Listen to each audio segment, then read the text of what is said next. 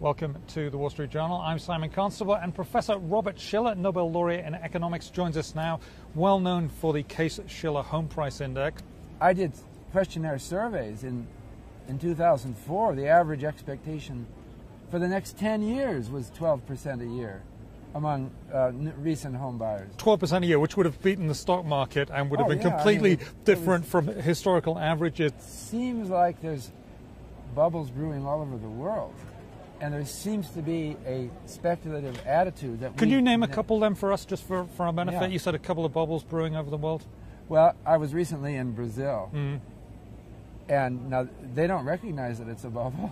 I said I was worried that it was in front of a large audience, and I got some substantial pushback. What always happens during a bubble is that they have denial. Well, it's more creative interpretation.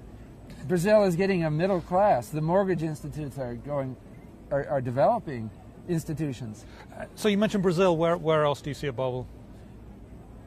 Well, okay, in Taiwan, Hong Kong, China, New Zealand, Australia, and more or less, you know, Mumbai, Delhi, Tel Aviv. Okay, so it's a long list, and that's a problem for those economies. And would you recommend that central banks try and cool that down?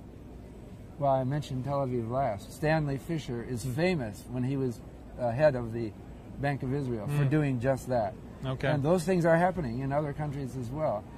Fortunately, we've learned from the last crisis that there are such things as bubbles, and that there is a role for the central bank and for the government to rein them in a bit.